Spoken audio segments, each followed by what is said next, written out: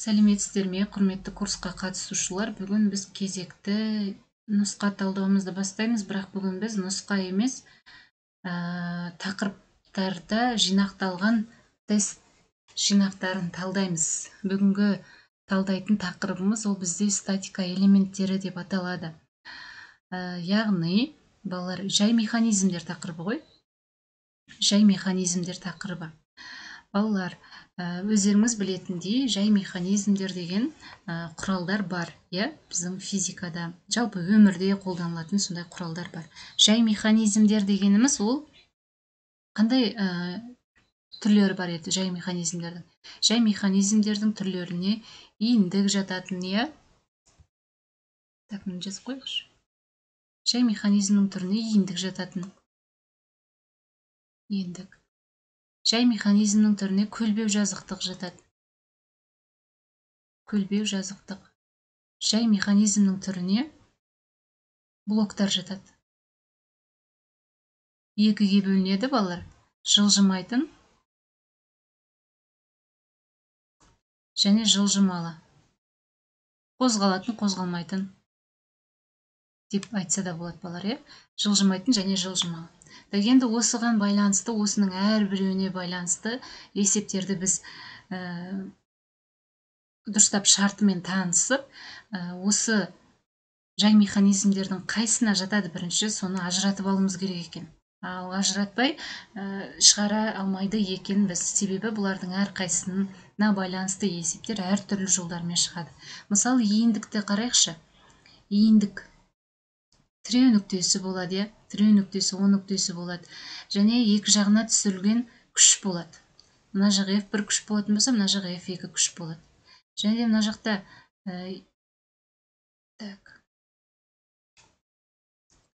бұлай келтіретін болсақ, мысалы, мына жақта D1 күшпен күштің мына тіреу нүктесіне дейінгі ара қашықтық күштің иіні деп аталады. Мынау бірінші күшке түсірілген күш иіні. Мынау екінші күштің күшке байланысты түсірілген күш иіні емес, бірінші күшке байланысты күш иіні, мынау екінші күшке байланысты күш иіні D2. Яғни ара қашықтық дегенді білдіреді, балалар, Бұл иіндікке байланысты иіндіктің тепе-теңдік шарттары, яғни олардың екі жаққа түсірілген күш моменттерінің бір-біріне тең болу арқылы түсіндірілетін. Естеріңізде болса, F1 D1 тең болады F2 D2 болатын, Енді келесі көлбеу жазықтықты қарастырып көрейік, көлбеу жазықтықты қарастырып көрейік. Көлбеу жазықтығымыз бізде кәдімгі өзінің аты айтып тұрғандай, мынандай көлбеу тұрған жазықтық. Мына жазықтықтың бойымен біз жүкті қандай да бір ауыр денені біз оңай қозғалтуымыз керек. Яғни бұлардың барлығы, балалар, күштен ұтыс алуға бағытталған деп айтып жатады, Енді қарайық. Көлбеу жазықтық бойымен, мысалы, мынандай биіктікке, мына жерде тұрған,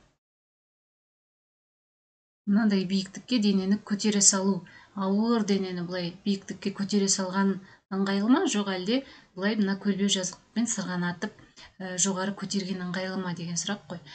Яғни, көлбеу жазықтық арқылы, балалар, біз күштен ұтыс алатын болып тұрмыз ғой. Күштен ұтыс алатын болып тұрмыз. Сол себепті біз мынаны F деп қояйық. Күштен ұтыс алатын болып тұрмыз. Сол себепті біз көлбеу жазықтықты көптеген құрылыс саласында немесе жүктерді тиеген кезде қолданылады, көлбеу жазықтықты. Енді көлбеу жазықтыққа байланысты есептерді шығару кезінде қараймыз. Мына күштің атқарған жұмысын жазып көрейік. Мына күштің атқарған жұмысын жазып көрейік. Ол бізде F-тің, мына күштің, мына көлбеу жазықтықтың ұзындығына көбейтіндісіне тең. Келесі, ал егер көлбеу жазықтықты пайдаланбай, біз жүкті мына жақта биіктікке байланысты көтере салатын болсақ, яғни ол дененің салмағы ғой. Ол сол күштің атқарған жұмысын анықтайтын болсақ, балалар, бізде mg көбейту h деген формула шығады. Немесе мына mg деген, балалар, бұл дененің салмағы деп алсақ болады. Дененің төмен қарай тартып тұратын күш жол. Көбейту h деп жазсақ. Сонда, балалар, екі жұмысты бір-біріне теңестірсек, F көбейту L тең болады P көбейту H.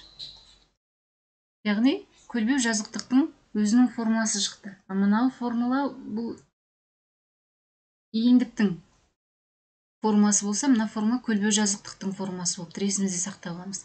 L деген ол ұзындық, F деген ол мына жүкті тартқан кездегі күш, немесе оны тауып аламыз, жүктің массасы беріліп тұрса, иә. Так, енді мына жақтағы P дегеніміз сол жүктің салмағы, H дегеніміз ол биіктік. Осыған байланысты осылай біз анықтап аламыз. Так, енді көлбеу жазықтықтан балар біз күштен ұтыс аламыз, иә? Күштен ұтыс аламыз, орын ауыстырудан ұтыламыз. Себебі неде? Мына жерде қарасақ, біз денені тік жоғары көтере салатын болсақ, орын ауыстыруымыз аз, чем мына ұзындыққа қарағанда. Сол себепті көлбеу жазықтықтан әрдайым күштен ұтыс аламыз. Көлбеу жазықтықты пайдаланатын болсақ, орын ауыстырудан ұтыламыз деген қағиданы жаттап аламыз. Келесі, бізде блоктар балар. Жылжымайтын блок және жылжитын блок, жылжымалы блок, иә? Так, енді жылжымайтын блокты мына жаққа салып көрейік.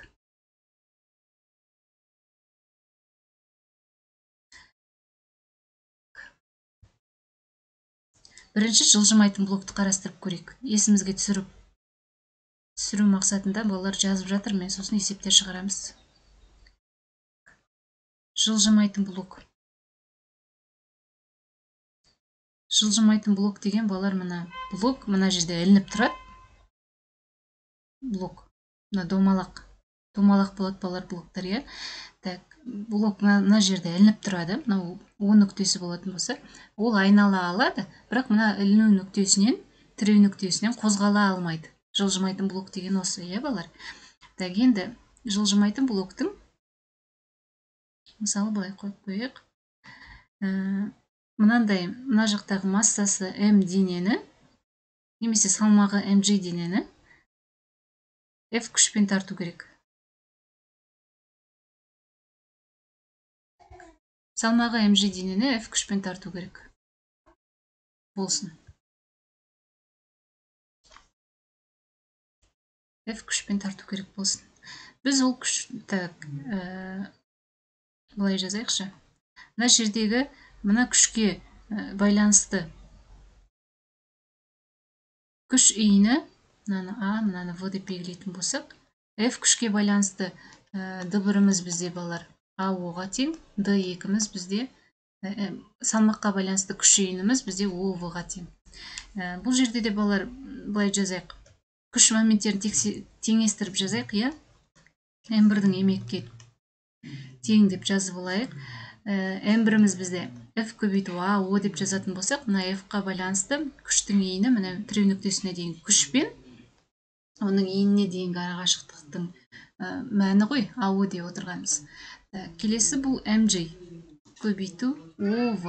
Енді балалар мына екі арақашықтық өзара тең. Сонда бізде не шығады? F тең болады mg. Бұл нені білдіреді балалар? Бұл жылжымайтын блок күштен ешқандай ұтыс бермейді дегенді білдіреді балалар. Есімізде сақтап аламыз. Жылжымайтын блок күштен ешқандай ұтыс бермейді. Ұтылыс та бермейді балалар. Күштен ұтпайды да, ұтылмайды да. Күштен ұтыс та, ұтылыс та бермейді. Сол сияқты орын ауыстырудан ұтыс та, ұтылыс та бермейді орын ауыстырудан. Орын ауыстыру, яғни мына иіндік қой. Так, енді қараңыздар. Үшіншісі, балалар, біріншісі жаңағы күштен ұтыс та, ұтылыс та бермейді. Жазып аламыз, иә? Екіншісі, орын ауыстырудан ұтыс та, ұтылыс та бермейді. Жазып аламыз. Үшінші қағидасы бар, балалар, ол күштің бағытын өзгертеді. Тек күштің бағытын өзгертеді. Мысалы, мына күш төмен қарай бағытталып тұрды, бастапқыда тыныштықта тұрды десе, мысалы, біз мына күшті, мына салмақтағы денені мына жақтағы күшпен тартамыз, ол қайтеді, жоғары қарай көтеріледі. Яғни күштің бағыты жоғары қарай өзгеріп тұр. Күштің бағытын өзгертеді екенбіз жылжымайтын блок арқылы. Түсінікті деп ойлаймын балалар, иә? Формуласы күштер өзара тең болады балалар. Осыны есімізде сақтаймыз. Осыған байланысты есептер келеді ОТ-да. Келесі жылжымалы блокты қарастырайық балалар. Келесі жылжымалы блокты қарастырайық.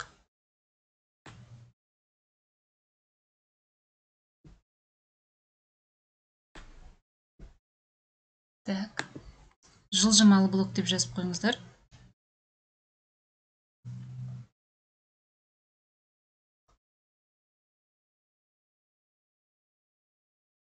Жылжымалы блок.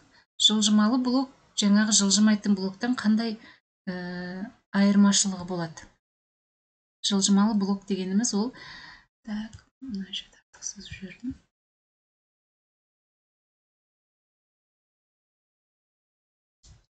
Жылжымалы блок ол мынандай.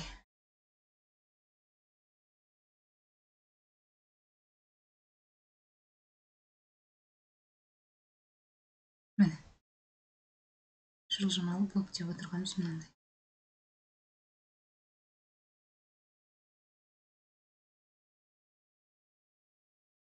Яғни ол ары-бері қозғалады. Балалар, мына блок ары-бері қозғалады, оңға солға қозғалады, жоғары төмен қозғалады.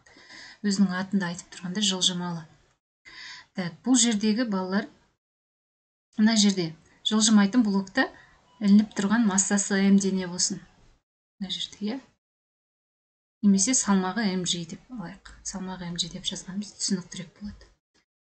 Так, мына жердегі жылжымайтын, так, мынаны О нүктесі десек, мына жердегі тіреу нүктеміз балалар А нүктесі болады.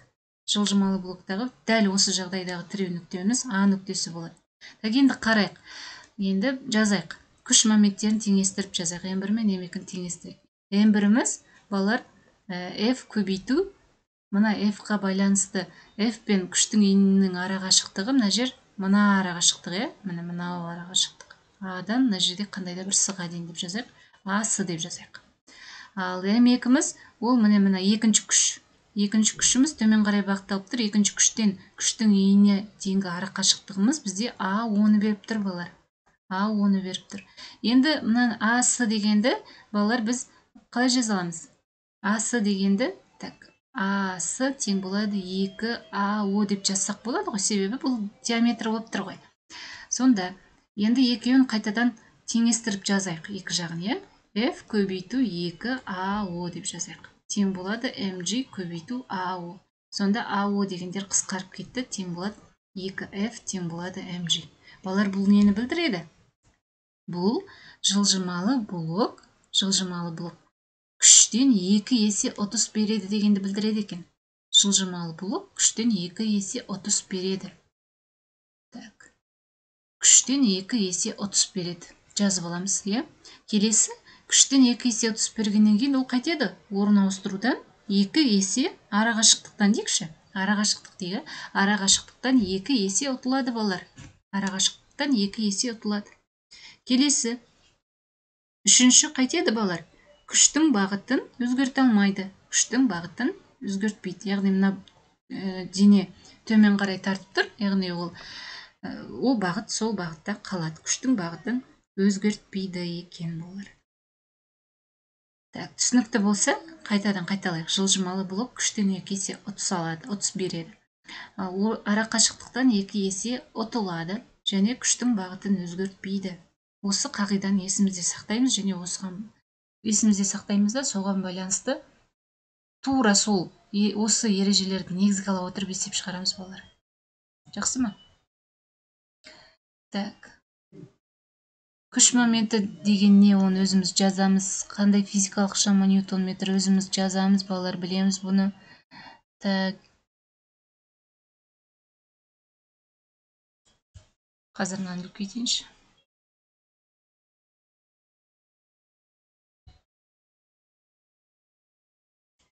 Так, мыналардың барлығын балалар өзіміз жазып шығамыз, иә? Келесі 9-шы есеп. Жеңіл есептерді балалар осылай қалдырып кетейін мен. Иінтіректің кіші иіні дейді. Қазір мынаны кетейінші.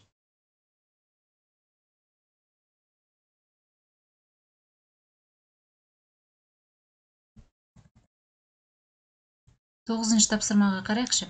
Иінтіректің кіші иіні. Балалар, кіші иіні сәйкесінше d1 деп белгілесек, үлкен иінін d2 деп белгілейік. Кіші иініне түсірілген күш F1 болатын болса, бізге F2-ні тап дейді балалар. Күш моментін теңестіріп таба саламыз. M1 мен M2-ні теңестіреміз. Күш моменті M1-іміз ол F1 көбейту d1-ге тең, M2-міз F2 көбейту d2-ге тең. Осыдан F2-ні анықтай саламыз балалар. F1 көбейту d1 бөлінген d2 формуласымен. Түсінікті ғой? Келесі. Өзіміз аяқтаймыз.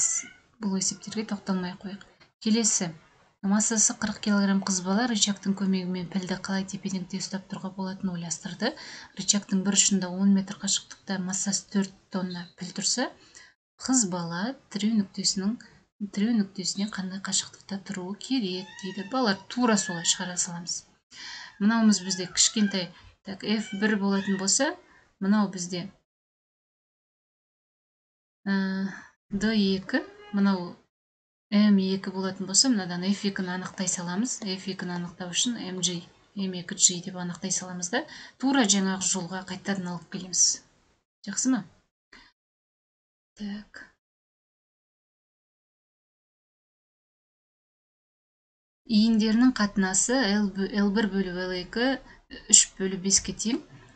Кіші иінге ілінген жүктің массасы M1 5 кг болса, үлкен иінге ілінген жүктің массасы қандай дейді. Так. Иіндерінің қатынасы 5-тен 3 болып тұр. Яғни F1 көбейту L1 тең болады F2 көбейту L2. Так, мына M1-іміз бізде белгілі, яғни M1-ден біз F1-ді тауып алсақ болады. Сонда 50 L1 тең болады F2 көбейту L2. Біз осыдан нені табамыз? F2-ні тауып алайық бірінші, F2-ні тауып алайық. Сонда 50 L1 бөлінген L2.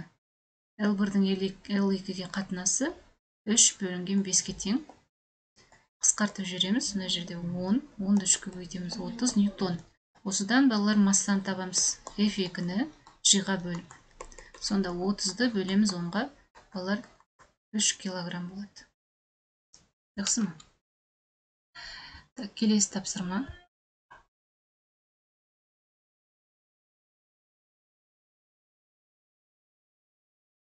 Тістегіш пен шегені жұлғанда тістегіштің айналу өсінен шегеге дейінгі арақашықтығы 2 см, қол түсіретін күштің нүктеге дейінгі қашықтығы 16 см. Егер қол тістегіш 200 ньютон күшпен қысатын болса, шегеге әсер ететін күш балалар шығара аламыз. Мына есепке тоқталмай қойын, тура жаңағы жолмен шығарамыз өзіміз, жақсы ма?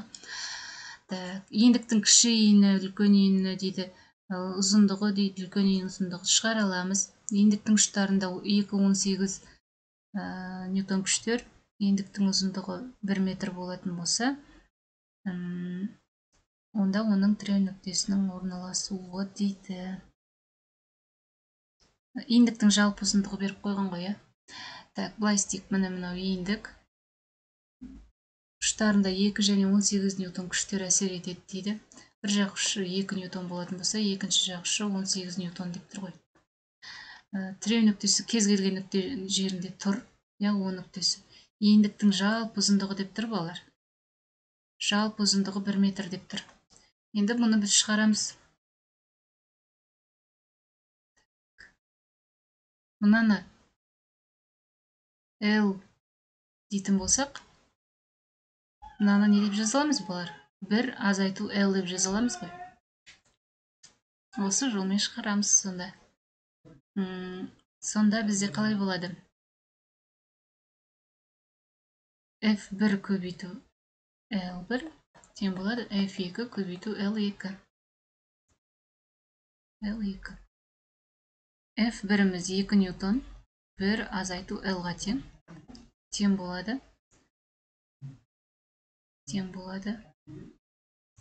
18 L.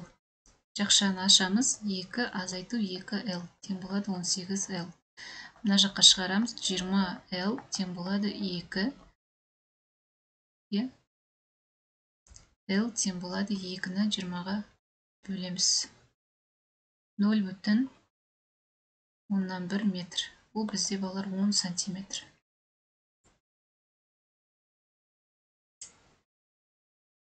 10 сантиметр қашықтықта дегенді белгілейміз.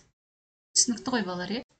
Иіндіктің жалпы ұзындығы деп көрсететін болса, мына осы тәсілмен шығарамыз. X-те болсаңыздар да болады, енді математикалық жолмен, бірақ негізгі формуланы түсініп тұрсыздар ғой.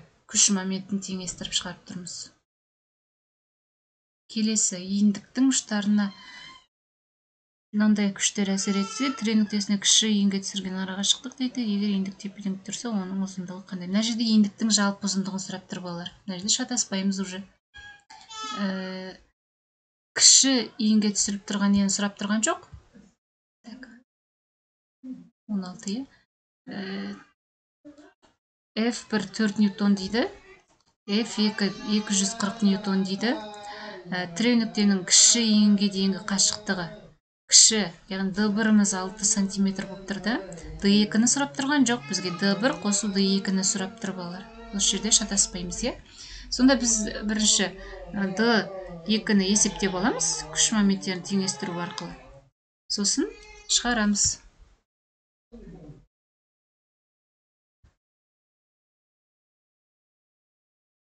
Так, жақсы, келесі тапсырма. Балалар, өзіміз аяқтаймыз бұны. Аса қиын емес. Так, келесі. Ұзындығы 2 метр иіндіктің ұштарына ілінген ұзындығы 2 метр иіндіктің ұштарына ілінген массалары 5 кг және 10 кг денелер тепе-теңдікте тұр. Тіре нүктесінің иіндік ортасындағы ара қашықтығы қандай дейді. Балалар, тура жаңағы жолмен шығара саламыз. Иіндіктің жалпы ұзындығы берілген. Келесі. Ұзындығы 2 метр. Иіндіктің ұштарына ілінген 5-10 кг денелер тепе-теңдікте тұрса, тіре нүктесінің иіндік ортасындағы қашықтығы дейді.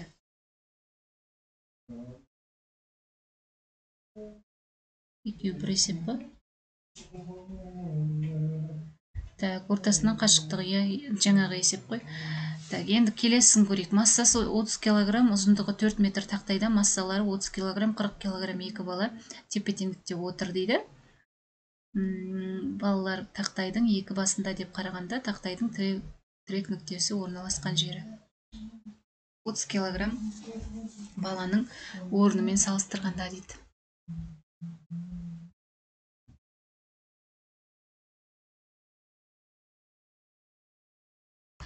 Так, бірінші суретін салайық мына жерге.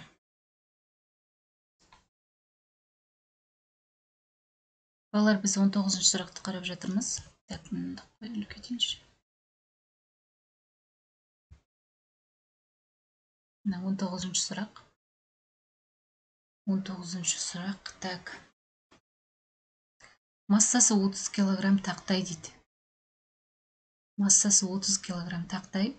Маңызы жоқ, оны алмай қойсақ та болады. Тақтайдың ұзындығы, тақтай ғой.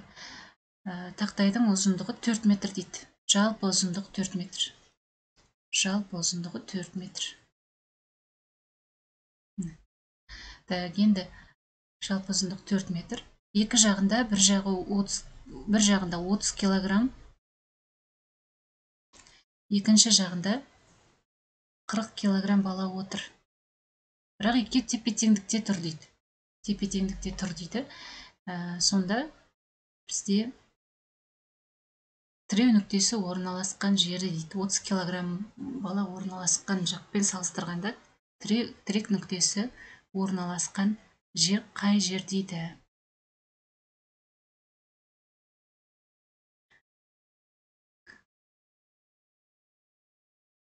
Сонда балалар кішкене логикалық неге саламыз. Мына жақтағы 30 кг-дық бала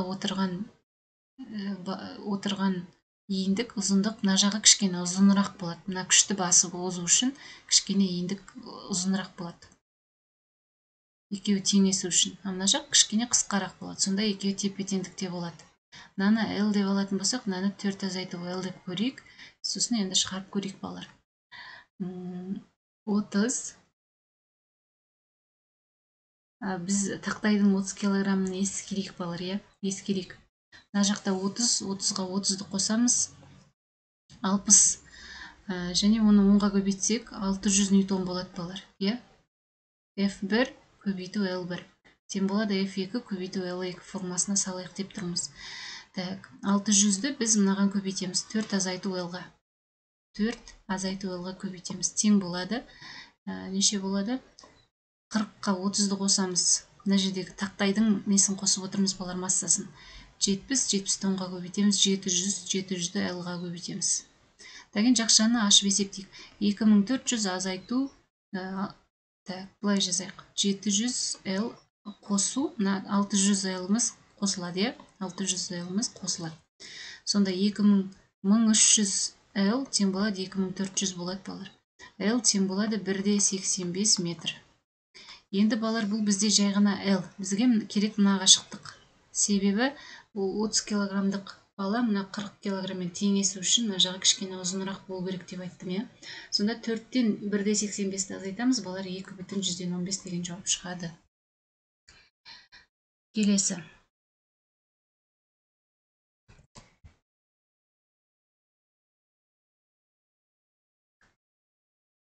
19-ті шығардық. Келесі балар бізде 20.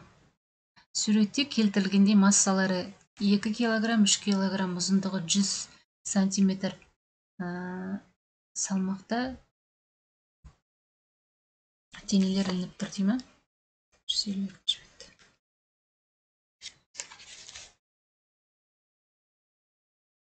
Салмақсыз ағашқа ілініп тұр. Салмақсыз ағашқа ілініп тұр. Егер жүйе тепе-теңдікте тұрса, онда массасы 3 килограмм жүктен тіреу нүктенің ара қашықтығы қандай дейді. Бала, тура дәл жаңағы жолмен шығарамыз. Бізге мына x-ті табу керек. Мынаны x азайту 100 азайту x деп шығарамыз мына жақты.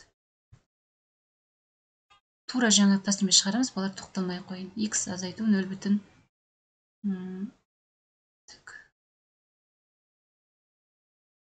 метр қоя. 100 сантиметріміз 1 метр. X азайту 1 деп.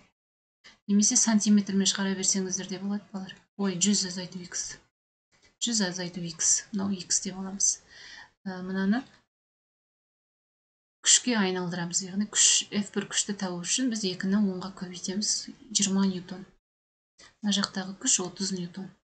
Күш моменттерін теңестіру арқылы шығара саламыз, балар. Келесі, рычаг иіндері L1, L2 берілген. Осы рычагтың көмегімен 240 килограмм денені көтеру үшін үлкен иіндікке түсіретін күш қандай дейді. Шығара аламыз, балар. Рычаг күштен 30 береді. Осы рычаг ара қашықтықтан. Күштен қанша есе 30 берсе, балар орын ауыстырудан сонша есе ұтылады. Ара қашықтықтан ұтылыс береді, балар. Жылжымайтын блок. Жылжымайтын блок күштен 30 бермейді. Күштен 30 бермейді. Есімізде сақтаймыз. Ұтылыста бермейді.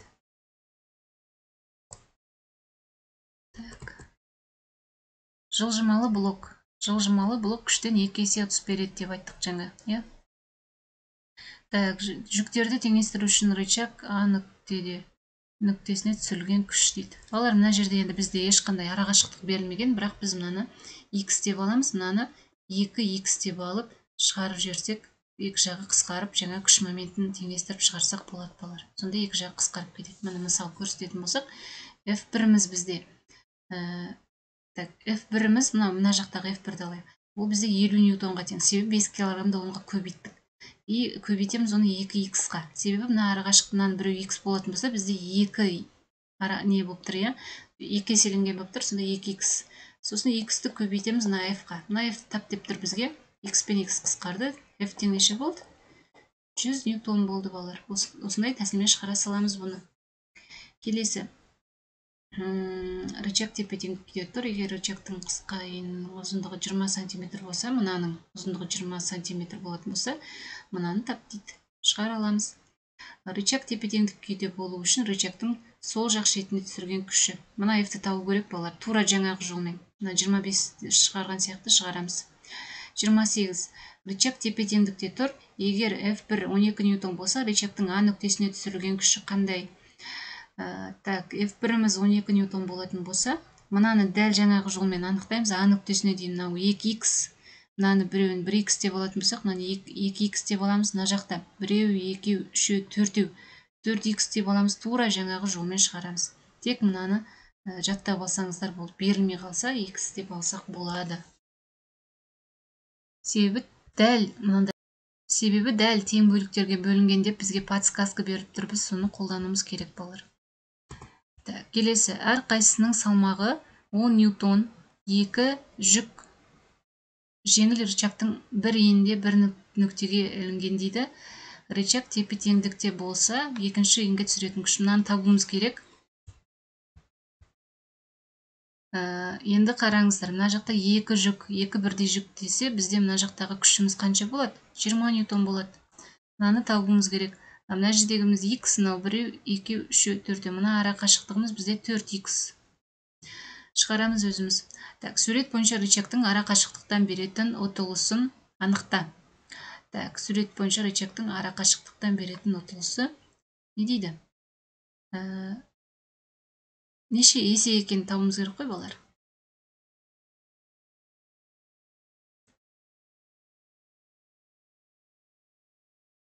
Күштен 30. Күштен 30 алып тұр. F1-дің F2-ге қатынасы. F1 көбейту D1 сен болады. F2 көбейту D2 деп жазайық. F1-дің F2-ге қатынасы ол бізде F1-ге қарама-қарсы D1 тұру керек, мына жақта D2 тұру керек. D2-міз бізде не ол?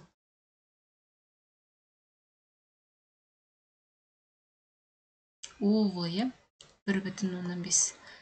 0,15. Балар, күштен біз 3 есе ұтып тұрмыз, ал орын ауыстырудан 3 есе ұтылып тұрмыз. Так.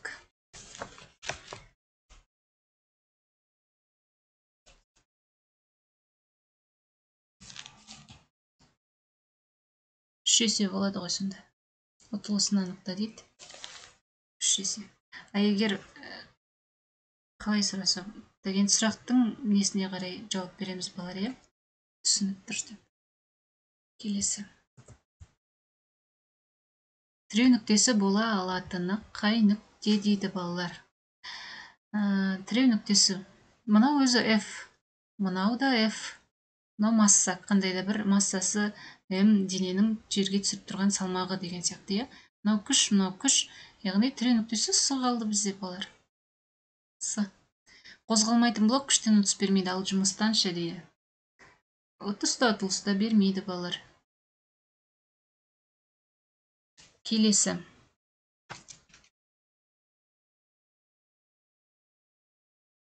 Екі жылжымалы блокты бір мезгілде қолданғанда күштен қанша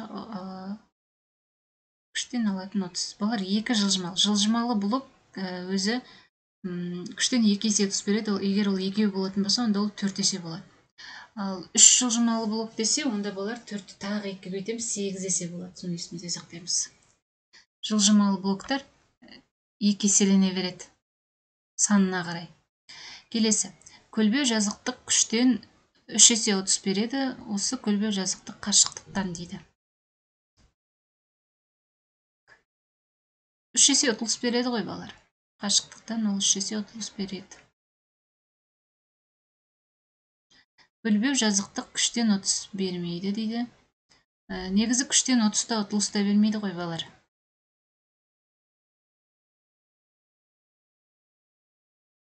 Күштен 30-та 30-та бермейді. Жүкті көлбеу жазықтықта 30 градус бұрышпен орын ауыстырғандағы жұмысшы күштен 30 градус бұрышпен дейді. Мысалы, міне көлбеу жазықтығымыз. Мына бұрышымыз 30 градус болатын болса, жұмысшының күштен бәрібір 30 алады ғой балар. Сонда қараңыздар. Салмақ, мына биіктік бойынша анықталатын салмағымыз бізде ол mg. Ал адамның өзінің мына бұрышқа байланысты несін анықтайтын болсақ, күшін анықтайтын болсақ, ол mg синус альфа болады да. Синус альфамыз бізде. Сонда бізде күштен 2 есе 30 беретін болып тұр ғой балар, е? Күштен бәрібір 30 береді, ол ұтылмайды күштен.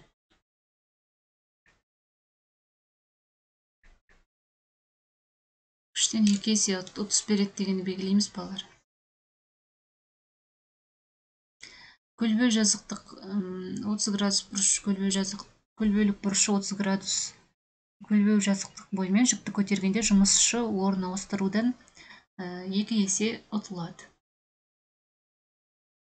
2 есе ұтылады. Орын ауыстырудан бәрібір ұтылыс береді балалар. Соны ескеріп жауап береміз.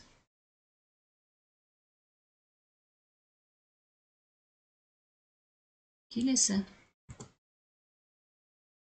Ұзындығы 10 метр көлбеу жазықтық бойымен 5 метр биіктікке көтереді. Бұл кезде жұмыстан дейді.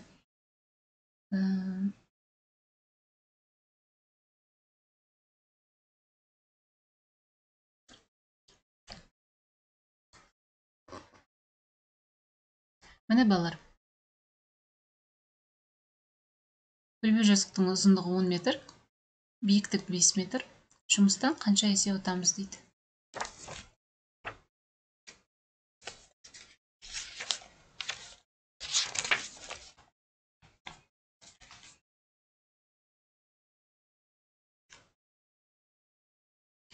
Балалар, енді есімізде сақтаймыз. Жаңа да алдында неттік, жауап бердік. Жай механизмдерде жұмыстан ешқандай ұтыс болмайды. Жұмыстан именно. Көлбеу жазықтық күштен ұтыс болады, орын ауыстырудан ұтылыс болады, ал жұмыстан ұтыс болмайды. Келесі, көлбеу жазықтық 10 метр, ұзындығы 10 метр көлбеу жазықтық бойымен 5 метр биіктікке көтергенде, ол кезде күштен қанша есе ұтамыз дейді. Күштен ұтыс аламыз балар. 2 есе, 10-ды 5-ке бөлеміз, 2 есе ұтыс аламыз. Енді орын ауыстырудан қанша есе ұтыламыз? Ұтылып тұрмыз орын ауыстырудан, Мына жақтан бүйтіп ұзақ жолмен баратын болсақ, күштен ұтамыз, бірақ орын ауыстырудан ұтыламыз 2 есеге.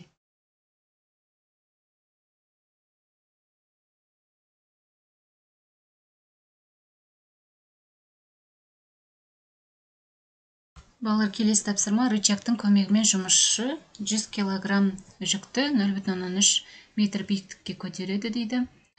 715 ньютон күш әсерінен ұзын иіні 0,6 метрге төмен түскенде пайдалы әсер коэффициенті қандай? Балалар, иіндік қой жаңағы. Иіндіктің жалпы ұзындығы белгісіз, бірақ былай дейді: ұзын иіні иіндікті төмен қарай түсірді. Ұзын иіні жақ төмен қарай түсіп кетті дейді. Қысқа иінді жағы, 100 килограмм жүк ілінген жүк, ол мына 100 килограммдық жүк жоғары қарай шығып кетті. Жоғары қарай. Оның биіктігі көтерілу биіктігі 0,13 метр дейді. Ұзын иіндіктің ұзындығы 0,16 метр. Бұл жаққа түсіп тұрған күш, балалар, бір ғана күш қой, яғни ол мына жаққа төмен түсіп кетті. 715 ньютон. Пайдалы әсер коэффициентін анықтау үшін пайдалы жұмысты толық жұмысқа бөліп 100%-ға көбейтеміз. Пайдалы жұмыс деп отырғанымыз мына жұмыс, мына жағындағы жұмыс, MGH-пен есептеп аламыз. 300 джоуль болады балар, 0,13-ті 10-ға және 100-ге көбейтсек. Толық жұмыс деп отырғанымыз F-тің L-ға көбейтіндісі мына жақтағы жұмыс атқарылған. Толық атқарылған жұмыс. 715-ті 429 джоуль болады. Сонда эттан есептеген кезде балар 300-ді 429-ға бөліп 100-ге көбейтеміз. 300-ді бөлеміз 429-ға, балар 69, жоқ шамамен балар 70%, 100-ге көбейтсек 70% шығады. Келесі. Көлбеу жазықтық көмегімен жүкті көтерген кездегі пайдалы жұмыс 80 джоуль болса, толық жұмыс 1000 болса, көлбеу жазықтықтың пайдалы әсер коэффициенті қандай? Есепте аламыз уже балар бұны. Келесі. Көлбеу жазықтықтың көмегімен жүкті белгілі бір биіктікке көтереді. Егер үйкеліс болмаса, онда көлбеу жазықтықтың пайдалы әсер коэффициенті қандай? Балалар, кез келген жағдайда, яғни көлбеу жазықтықты қандай да бір беттің бойымен бетіп тартамыз ғой жүкті. Ол кезде кедергі күштер міндетті түрде болады. Егер болмаса, балалар, пайдалы әсер коэффициентіміз 100%-ға тең болады. Келесі, рычагтың ұзын иініне 2,5 килоньютон күш түсіріп, рычаг қысқа иінге ілулі тұрған массасы 1 тонна жүкті көтереді. 0,18 метр биіктікке көтергенде күш түсірілген нүкте 4 метр биіктікке түсті дейді. Рычагтың пайдалы әсер коэффициенті қандай? Тоже сызып аламыз, иә? Рычагтың ұзын иініне түсірілген күш, күш 2,5 килоньютон. Қысқа иініне ілулі тұрған массасы 1 тонна жүкті 0,18 биіктікке көтергенде, мына жақ мына төмен түсіп кетті деген сөз ғой, балалар. Мына 1 тонна жүкті көтерген кезде 1 тонна дегеніміз ол мыңды 10-ға көбейтеміз, 10 килоньютон деп алайықшы. 10 килоньютон мына жақтағы күшіміз, 2,5 килоньютон. Сонда 0,18 биіктікке көтергенде, мынау 0,18 метр биіктік қой. Күш түсірілген нүкте 4 метр биіктікке түсті. Мына жақ 4 метрге түсті дейді. Пайдалы жұмыстың толық жұмысқа қатынасымен анықтай саламыз, балалар. Пайдалы жұмыстың толық жұмысқа. Яғни толық жұмысымыз мына жақ. Пайдалы жұмысымыз мына жақ. Сонда қазір есептеп көрейік. Яғни жұмыс деген сол күштің орналастырған көбейтіндісіне тең. 10.000-ды 0,18-ге көбейтеміз 8.000. Пайдалы жұмысымыз 8.000. 2500-ді 4-ке көбейтеміз, ол бізде 10.000. Сонда бізде 0,18 немесе 80% деген жауап шығады, болар. Осылай сызбасын сызып барып, түсініп барып есептеген ыңғайлырақ болады, болар. Келесі, жылжымалы блоктың көмегімен массасы 3 тонна жүкті 6 метр биіктікке көтерсек, тростың керілу күші 16 килоньютон болса, блоктың пайдалы әсер коэффициенті қандай дейді.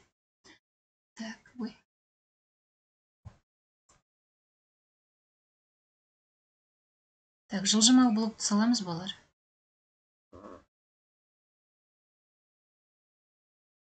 Жылжымалы блоктың әсерінен дейді. 3 тонна жүкті, массасы 3 тонна жүкті 6 метр биіктікке көтергенде, 6 метр биіктікке көтергенде тростың керілу күші 16 килоньютон. Блоктың пайдалы әсер коэффициенті қандай? Пайдалы жұмыстың толық жұмысқа қатынасы. Пайдалы жұмысымыз MGH. MG деген отырғанымыз 3000. 10 көбейту H-ымыз 6 метр. Толық жұмыс деп отырғанымыз F-тің S-қа көбейтіндісіне тең, яғни L-ға деп айтайықшы. Мына жіптің ұзындығына көбейтіндісіне тең болады. Жіптің ұзындығы, балар, бізде 2H-қа тең. Сонда 16.000-ды көбейтеміз 12-ге ғой. 2 көбейту 6-ға. Мына жақ қысқарта салайық. Сонда бізде мына жақта неше болды? Үстінде 30.000 болып кетті ма? Керісінше бөлеміз ғой, балар, иә?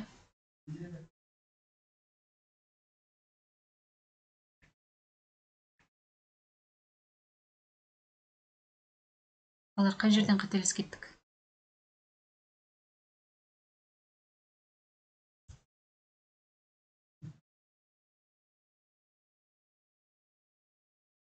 Так, балар. Қате жеріп тұрмыз бізде бір жерде. Мұнда 30.000. Мұнда 16.000. Мына жерде 2 бар екен ғой. Так, 2 бар. Балар, 32.000. 30-ды 32-ге бөлеміз ғой, балар. 30-ды 32-ге бөлеміз. 100%-ға көбейтеміз. 93,75%. Так, жоқ, шамамен бізде жауап келеді. Қайсы жауап? Мына жерде міне 93 жоқтасақ 94, 92 жоқтайды, болар, 92 жоқтап дәуір. Балар, енді мынандай қателіктер болатын болса, біз қараймыз. G-дің мәнін 10 деп алып қойдық қой. 9,18 деп аламыз. 9,18 деп алып есептеп көрейікші, міне шынымен. 3000-ді көбейтеміз 9,8-ге. Көбейтеміз 6-ға.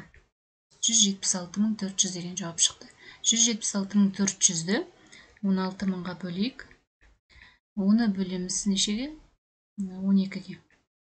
Сонда 0,91 0,918 деген жауап шықты. Соны алатын болсақ, олар 92% болады жоқтағанда. Сонда 9,18 деп тұрма, сол мәнмен алып есептеген дұрыс. Мен оны ескермей қалдым. Келесі. Ұзындығы 0,6 метр көлбеу жазықтықпен 20 сантиметр биіктікке 400 грамм жүкті бір қалыпты көтеру үшін 2,5 ньютон күш әсер етілсе, көлбеу жазықтықтың пайдалы әсер коэффициенті қандай дейді. Балар, бұны өзіміз есептеп көрейік, жарай ма? Так, немесе қазір көрейік. Ұзындығы 0,6 метр көлбеу жазықтық, 20 сантиметр биіктікке 400 грамм денені көтеру үшін мынанша күш әсер етті. Пайдалы әсер коэффициенті. Тура мына есепке ұқсастырып шығарамыз, иә? Келесі. Пайдалы әсер коэффициенті мынаны өзіміз шығарамыз. Мына есепке ұқсастырып балар шығарылу жолын, жарай ма? Пайдалы әсер коэффициенті 60% көлбеу жазықтықпен 300 джоуль пайдалы жұмыс жасап, жүкті көтергенде жұмсалған толық жұмыс дейді. Толық жұмысты анықтай саламыз, балар. Келесі, жылжымайтын шығырдың көмегімен, суретте көрсетілгенде массасы 75 кг жүкті ұстап тұрған адамның ең кіші массасы балар 75 кг. Себебі жылжымайтын блок күштен 30-та ұтылысты алмайды. Күштен 30 алмайды. Яғни екеуі тең болу керек, күштер тең болу керек, тек күштің бағытын ғана өзгертеді. Сол қағиданы есімізде сақтап аламыз. Жылжымайтын блок арқылы тасталған арқанның бір ұшына жүк ілінген, ал екінші ұшына салмағы жүк салмағына тең адам арқамен жоғары бір қалыпты өрмелесе, жүк қайтеді дейді.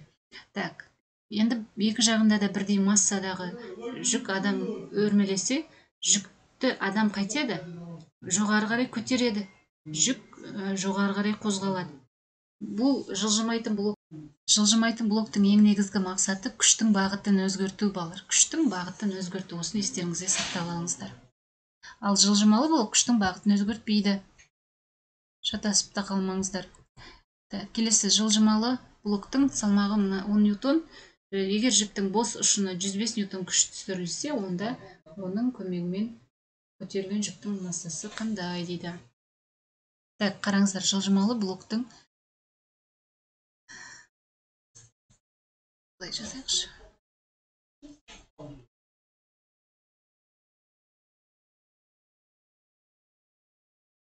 Мына қараңыз, мына блоктың өзінің салмағы 10 ньютон. Мына жердегі салмақ белгісіз масса. Ал мына жаққа түсірілген күш 105 ньютон. Енді есеп шығарған кезде былай нетеміз. Жылжымайтын блок күштен 2 есе 30 береді. Күштен 2 есе 30 береді. Значит, бізде мына салмақ мынадан 2 есеге көп деген сөз. 2 есеге көп деген сөз. Сонда мынауымыз бізде 210, яғни 210 ньютондық денені біз 105 ньютонмен 2 есе 30 беріп көтеріп тұрмыз. Оңай көтеріп тұрмыз. Сонда 210-ға мына жердегі жылжымайтын блоктың өзінің салмағын қосатын болсақ, алып тастайтын болсақ, 210 ғой, 210-нан мына блоктың өзінің салмағын азайтып тастайық. Сонда бізде 200 ньютон қалды. Значит, мынау 200 ньютон. Мынау 200 ньютон. Осы жердегі дененің массасын табу үшін mg плот тең mg, осыдан массаны анықтаған кезде 200-ді 2-ге 10-ға бөліп жүреміз. Сонда 20 килограмм деген жауап шығады, балар. Түсінікті ғой, жылжымалы блок күштен 2 есе 30 алады. Яғни мынау жылжымалы блоктың мынау өзінің жіпке түсіп тұрған күш 105 ньютон болса, мына жақтағы салмақ, төмен қарай бағытталып тұрған салмақ мынадан 2 есеге көп болады деген сөз. Осыны көз алдыларыңызға елестетіп жаттап алыңыздар. Келесі. Жылжымайтын екі блок арқылы жіптің ұштарына массалары 5 килограмм, бірдей 2 жүк ілінген блоктардың арасына тепе-теңдік кезіндегі бұрыш 120 градус болу үшін жіпке ілінген жүктің массасы қандай дейді. Жылжымайтын блок деп тұр балалар. Қанша градус екенін назар аудармаймыз. Жылжымайтын екі блок арқылы жіптің ұштарына массалары 5 килограмм, бірдей 2 жүк ілінген блоктардың арасына тепе-теңдік кезінде бұрыш 120 градус болды дейді. Жылжымайтын екі блок. Жіпке ілінген жүктің массасы қандай дейді. 5 килограмм. Так.